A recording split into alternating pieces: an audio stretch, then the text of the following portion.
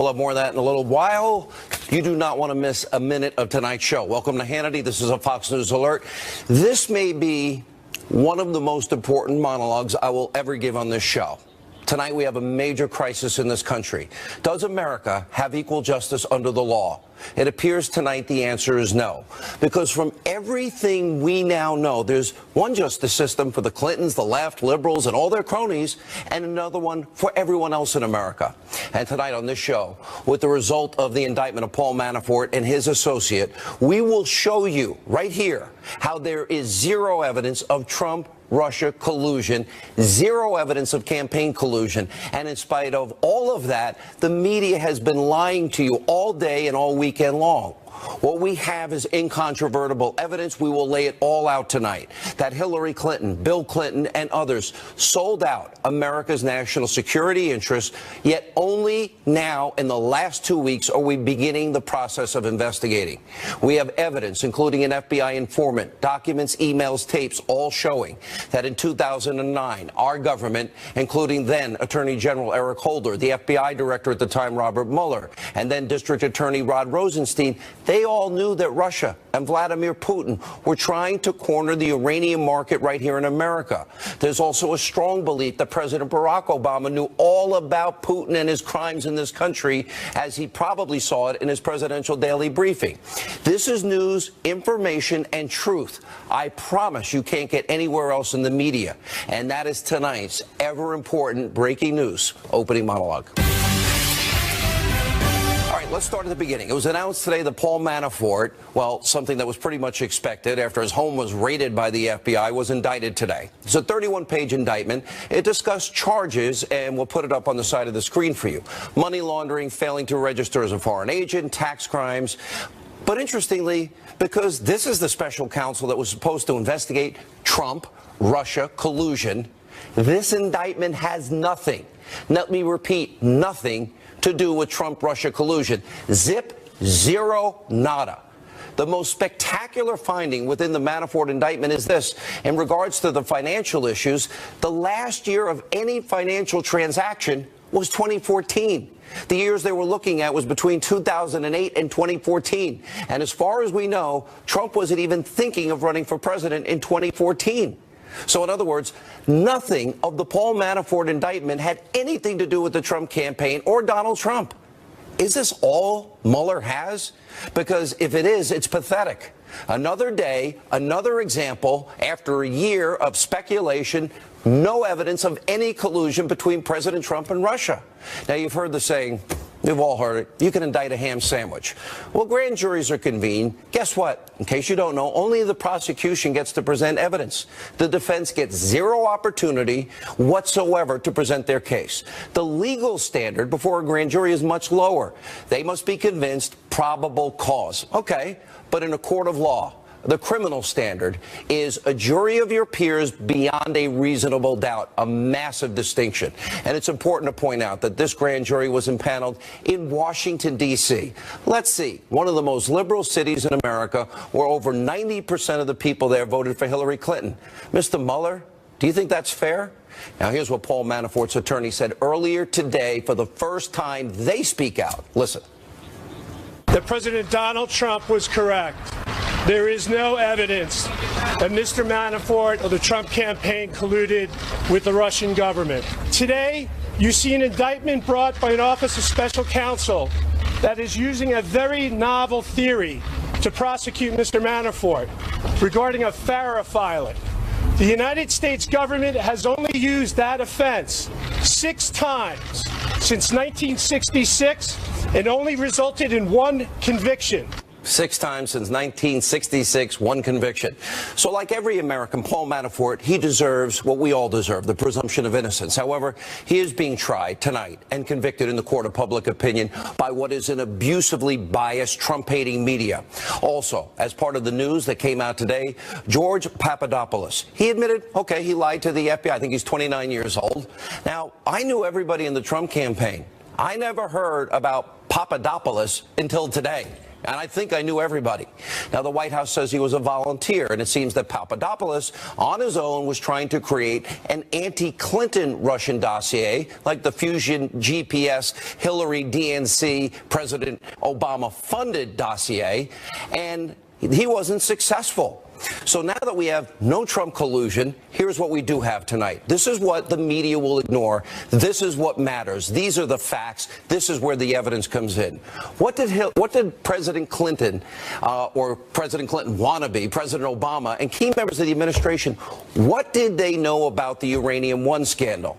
Now, we're learning about how the Obama administration officials, they knew in 2009 that Vladimir Putin was using bribes, extortion, kickbacks, money laundering, and racketeering all within this country, spies within this country. Nothing was done to stop it. We have incontrovertible evidence that all involved tried to cover this up. They put a gag order on the one FBI informant that knew everything to prevent the truth from getting out. Now it's getting out. We have incontrovertible evidence that the Clintons benefited in a massive, huge financial way because of this corrupt Uranium One deal. We know Bill Clinton doubled his speaking fees in Moscow while giving a speech to a bank that, interestingly enough, had a financial interest in Uranium One. Bill Clinton also tried to get State Department permission, his wife's State Department, to meet with Russian nuclear officials during the time of the Uranium One deal, and he eventually ended up sitting down with Vladimir Putin himself. And as the author, Peter Schweitzer, writes about in his best-selling book, Clinton Cash, the Clinton Foundation got $145 million in kickbacks from people that directly benefited from that deal. We have incontrovertible evidence that Putin and his spies and his thugs were actually successful because he eventually got 20% of America's uranium, the foundational material for nuclear weapons. This is beyond insanity and inexcusable. Hillary Clinton, Bill Clinton, the Obama administration allowed your national security to be compromised in what is an unprecedented way, and few in the media will touch this story. Major crimes were committed. They knew about it. They did nothing before the deal. Now, here's a simple question. We have to ask it. Why on earth would President Obama or Hillary or Eric Holder ever sign off on giving Russia, a known enemy, Putin, a bad actor, 20% control of our uranium? What did America get? What did Obama get from this Uranium One deal? It never made sense. Now, we also have incontrovertible evidence that the Clinton campaign and the DNC, they paid Fusion GPS over $9 million, although nobody knows anything, and they hired a former British intelligence agent who then used current and former Russian government sources to produce this phony, fake, salacious news dossier that was full of lies, disinformation, and propaganda against Donald Trump. In other words, Clinton and the DNC funded the money to spread Russian lies and influence the election. They did it all because it is the very thing they're now accusing President Trump and his campaign of doing. They did it themselves. And we just found out this weekend, this new report from the Federalist, the headline, Obama's campaign paid $972,000 to the law firm that secretly paid Fusion GPS in 2016. Wow, the same firm that the Clinton campaign, the DNC, used to pay Fusion GPS to create the fake news propaganda anti-Trump dossier that they then regurgitated all over TV. Now, we also have Robert Mueller and his band of big Democratic donors that work for him now, supposedly investigating Trump-Russia collusion. And as I predicted right here on this show, there is still no evidence this ever happened. None. Now, former, current, and top Democrats have all said the same thing. Smoke, but no fire. Smoke, but no fire. Watch this. Have you seen anything that suggests any collusion between the Russians and the Trump campaign?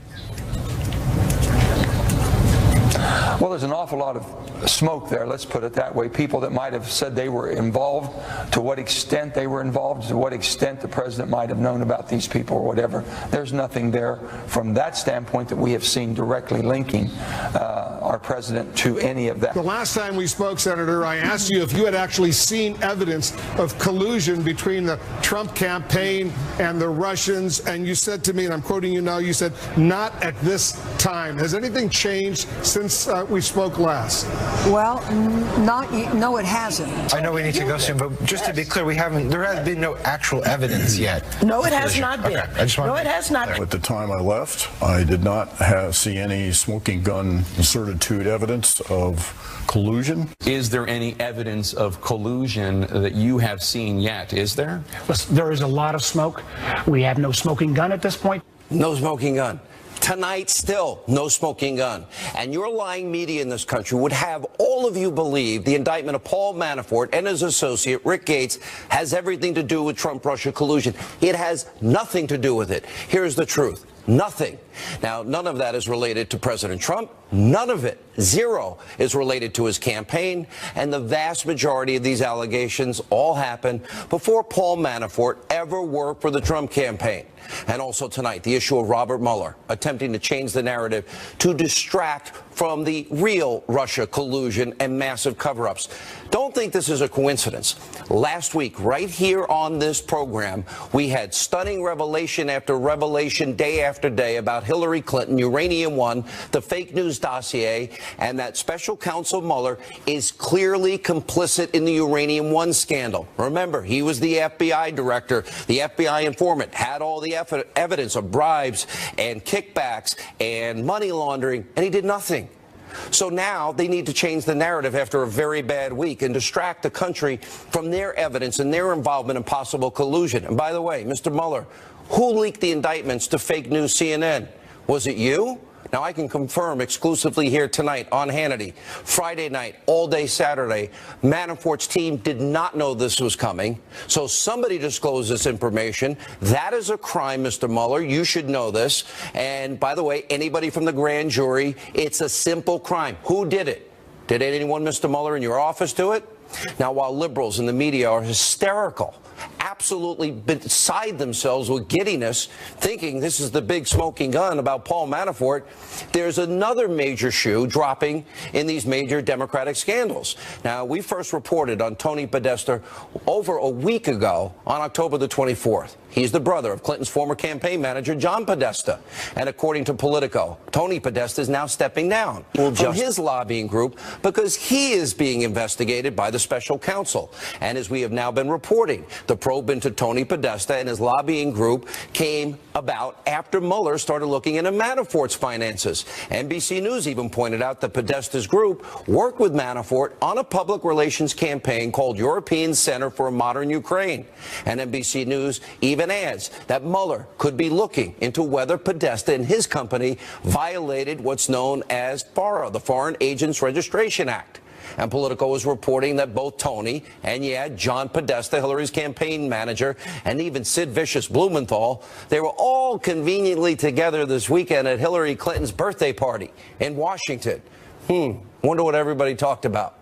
And after new revelations that the Clinton campaign and the DNC paid almost $10 million to help spread Russia anti-Trump lies and propaganda, well, now even Senator Susan Collins is saying that John Podesta and disgraced former DNC chair Debbie Wasserman Schultz, they need to retestify before Congress about the phony Clinton Russian lying dossier that was meant to influence the American people on the eve of an election. Watch this.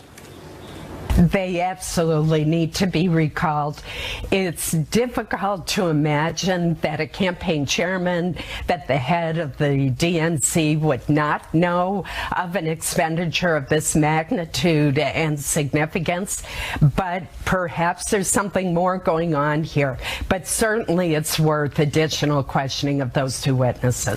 You need to know there is no chance that over $10 million goes out the door to pay for this lying dossier. And nobody knows about it. If you listen to the Clinton people, the DNC people, I don't know. Nobody knows. $10 million out the door. And guess what? They're all lying because they all use the same attorney and the same law firm. Take a look how Congressman and former prosecutor Trey Gowdy is now properly interpreting what Clinton and the DNC and now Obama did in paying for this dossier. This is interesting. I'm not an election law expert, Chris, but the good news is you don't have to be to understand the absurdity of believing that you can launder all of your campaign money by just hiring a law firm. I mean, imagine if you and I were running for Congress and we just hired a law firm and said, hey, you go do all the oppo, you go buy all the television, you go buy all the bumper stickers, you go hire all the experts, and we're going to launder all of this through a law firm. I can't think of anything that defeats the purpose of transparency laws more than that. This is not hyperbole. I am not overstating the case. We are at a major crisis point in America tonight. Equal justice under the law in this country today. If you or I, if anybody in this room with me now or watching TV with you, if we ever did anything close to what the Clintons, the DNC, and others did, we would be rotting in a jail cell tonight, hoping our friends would send us a cake that had a file. The only difference between Trump-Russia collusion is that we have the evidence, and after a year of black helicopter conspiracy theories, they have none. And just like we have the evidence when it comes to Clinton and her email server scandal, why hasn't she been charged? Fox News legal analyst Greg Jarrett, who will join us tonight, has helped us put together a list of all the laws broken in all of these scandals. Take a look at the side of your screen. These are the laws that were potentially broken, all by the Clinton campaign and the DNC in the fake news dossier scandal.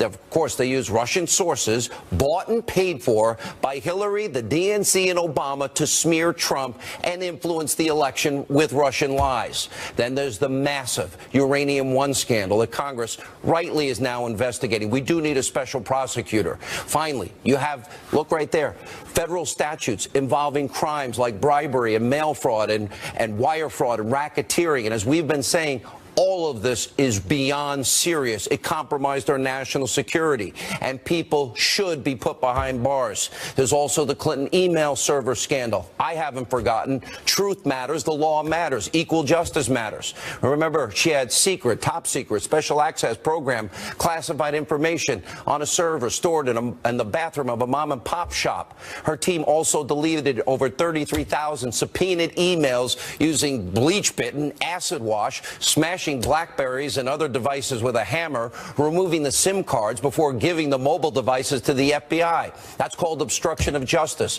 That's a felony. And just to recap, since it's so vitally important, probably the biggest scandal of all is Bill and Hillary Clinton selling out America's national security to Putin and the Russians. And guess what? The FBI had the information before they made the deal.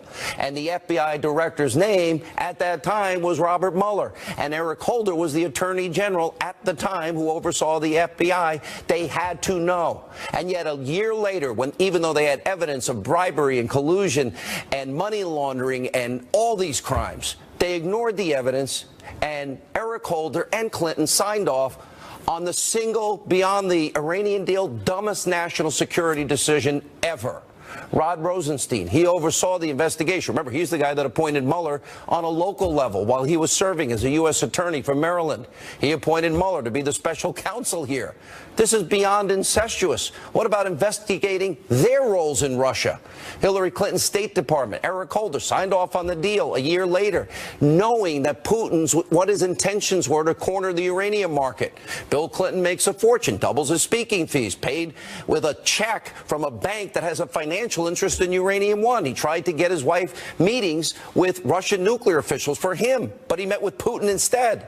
That was in 2009. Then in 2010, Putin gets everything he wants in spite of all the evidence of his spies, his agents committing crimes in this country. And as we mentioned earlier, between Fusion GPS, between Uranium One, we have evidence of real Russian collusion. America tonight is at a crisis point. Will we have equal justice under the law, or will America just be a banana republic? Corrupt at its core. That is what is at stake tonight. And that is what the corrupt media will never tell you, because the media is part of the corruption that is the sewer, that is the swamp, that is Washington, D.C. So tonight, America has a choice. We can have equal justice for everyone, or we can live in a country where if you have the right politics, you stand for the right left-wing positions, you can sell out your country and you can get away with it. Guess what? This program is dedicated to the truth. We will get to the bottom of all of this. Joining us now, he is the chief counsel for the American Center for Law and Justice. He's also one of the president's attorneys, exclusive tonight, Jay Sekulow. Let me start with a simple question, your take on all of this. Well, on the, it's not surprising that there was an indictment that came down in Paul Manafort's situation, because that had been anticipated for a number of weeks. I mean, it had been speculated in the press. You had the no-knock search of his house, which raises a whole host of constitutional issues. And then when you look at the context of the indictment and you read through it, you realize that the basis upon which the indictment is rendered has nothing to do with the campaign or campaign activities of the president, but rather involves business transactions and activities that Paul Manafort was allegedly engaged in his business going back to 2006. So you have to look at these issues and on the basis of the documents that have been produced. And the document that's been produced right now is the indictment. And as I said, that indictment focuses in on the business activities and corporate activities of Paul Manafort's and not focus in on at all with regard to the campaign or campaign activities of the president. So I think that's a big takeaway from this when you look at the nature and the scope of the fact that it's been known for a number of weeks that Paul Manafort was a principal target of this. So again, not surprising. Surprising that there was a leak of a sealed indictment, however, or at least that's what CNN was reporting. Well, I don't know. I mean, this idea that an indictment would be that sealed, number one, would be leaked is a crime in and of itself. And, I don't know who was responsible for leaking it. I just know that it was reported, and as you reported, that I guess Paul Manafort's lawyers did not know until late yesterday, evidently, that they were the subject of that indictment. So, again, that raises another issue. And why in the world would there be a leak of an indictment, especially an indictment that's sealed? I mean, why do you seal an indictment? They were concerned about flight risks. There's a list in the Department of Justice manual. Yeah. All right. So the media is going obsessed. I knew everybody in the Trump campaign. You know how active I was in the campaign, invested I was, and the media was ready to say Hannity's wrong and his career is over. It didn't happen. My obituary was written. Papadopoulos. I never heard of him. I'm told he's a volunteer. He's 29 years old. Yeah. Maybe he worked for Mueller from July on. I never heard of the guy until today. Thoughts? Yeah. So here's what this is what I know. I don't know him either. I do know this, that based on the reports that I've seen, that he was part of a committee, a foreign affairs committee, that are typical with this. Was during the campaign season. These campaigns have a lot of committees, and there's a lot of people on these committees. They generally do advisory work, but they're not paid staffers. They're not. It's not a organized structure as you would think of for instance, within the State Department.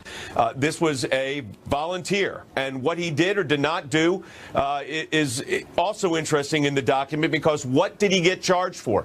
Did he get charged for contacting some professor that was supposedly Russian? That's at least the allegation in the documents, his plea agreement that he signed. No, what he got charged with was lying to a federal agent when asked a question about the timing of those meetings and whether he was a member of this committee. That suggested that he said no, and nobody knew who the guy was.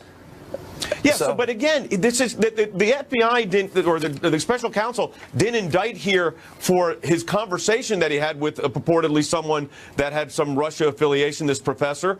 But they indicted him for what, or plead him for what? That was lying under oath to an agent. All right. Jay, which, is 18 U.S.C. 1001. All right, thanks, Sean. All right, Jay, appreciate it. Stay with us this hour. Literally, we have so much ground to cover. It's changing by the minute. We have a powerful lineup. Newt Gingrich next, Sebastian Gorka, Greg Jarrett, all here. And during this commercial break, go to my Twitter page, @SeanHannity. We want to hear from you. Do you think equal justice under the law is at risk? Tell us what you think. Welcome back to Hannity, here now with reaction to our opening monologue. All this breaking news out of Washington. The author of the best-selling book, Vengeance, former Speaker of the House, Fox News contributor Newt Gingrich. The most amazing thing here is this is supposed to be a special counsel on Trump-Russia collusion. The big indictment today, well, announced and leaked Friday, but announced today. Paul Manafort. Mr. Speaker, 31 pages, no Trump, Russia collusion. Zero. But all these other issues I am talking about, the Fusion GPS dossier, the Uranium One deal, we have a boatload of evidence. What's your take? Well, first of all, the United States Congress should open an investigation to protect the rights of Americans. You have an out-of-control prosecutor who was supposed to be looking into Russian collusion, who, think about this, Paul Manafort voluntarily showed up today, walked in, turned himself over, is not a threat to the public, was not a threat to flee. Yet, this summer, the Justice Department broke into his house at 5 o'clock in the morning, guns blazing, caught he and his wife in their pajamas. Yeah. You know, I mean, you have to say to yourself, this is the most grotesque abuse. And then you look at, as you pointed out earlier, a 29-year-old who is now pled guilty to what? To having said the wrong thing to the FBI, having factually been wrong. He clearly lied. Would you like to go back and look at the Clinton staff, John Podesta? Notice that even the Susan Collins tonight, Senator Collins, said he's going to have to come back and testify, implying, I think, they did not tell the truth. You go back and look at all the people who've been lying, and we finally get down to a 29-year-old guy. Not that they convicted him of doing anything wrong in the meeting with the Russians, but he gave the FBI the wrong date. Now, wow. I think this thing is going to grow into a bigger and bigger and bigger scandal, and at the center of it is a corrupt Justice Department whose professional staff was totally in the tank for Hillary Clinton and has been grotesquely abusing its power. You know, here's the thing that I can't get. Can you think of any reason on God's green earth that Barack Obama, Hillary, putting aside all the evidence that we now know they had, that Vladimir Putin had agents in America bribing, extorting, money laundering, racketeering, they knew in 2009. Holder knew it, Mueller had to know it, Rosenstein knew it, the two guys in particular in this case. Why would Hillary or Obama, just on the surface of it, why would you ever give a hostile regime and a bad actor, Vladimir Putin in Russia, 20% of our uranium? And that's what he set out for, and we knew he set out and he was committing crimes to get there. How is that possible? Well, I mean, first of all, if the numbers are right, and I think this is another thing Congress should insist on bringing in the information and compelling it to be delivered. If the numbers are right, there were various sources associated with this who gave $145 million to the Clinton Foundation through a Canadian foundation which could avoid the agreement they'd made with Obama about reporting their donations in the United States.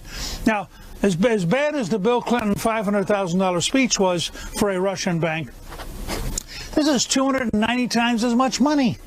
So you have to say to yourself, oh gosh, why would Bill and Hillary go through with a deal that might involve $145 million? Well, I'm going to be old-fashioned here, Sean. I know it's a shock. Follow the money. They wanted the money. This is about corruption. Hillary, from the time she made money illegally on cattle futures for her entire career, has thought she could get away with this stuff. It's only as it begins to unravel now that we begin to realize that this is truly horrifying. You have two attorneys general of the United States. You have the director of the FBI, Mr. Mueller. You have a local attorney who becomes the deputy, who then the attorney general, who then brings in Mueller. You have a level of corruption that's unimaginable. And let me say, quoting Alan Guelzo at Gettysburg College, who's a student of this, he believes this is the most corrupt presidency in American history. We've only touched the beginning of it, about the and it's Obama going to keep unfolding. But you never got to my fundamental question. The Obama administration is the most corrupt. But is there any reason you can think of that you'd ever give 20% of the foundational material, American assets, to Putin and Russia? What did America get? What did Obama get? They didn't care. They didn't. Well, I remember the Clintons got $145 million. They didn't care. Remember, Obama is the president who said to the then Russian President Medvedev, let us get, it was caught on camera, let us get through the election, and then we can be a lot more generous to you. Right. I mean, why would you think that these guys who are Looney Tune liberals, who have no idea of the real world, would have worried about giving Putin uranium? They were out of touch with reality. They're still out of touch with reality. I got to ask you That's about just Trump. a fact. I got to ask you about the Fusion GPS story. I got to ask you about how corrupt the media is, and also you won't believe what Hillary Clinton said about our coverage, about this show, of her scandals. Newt weighs in on that straight ahead.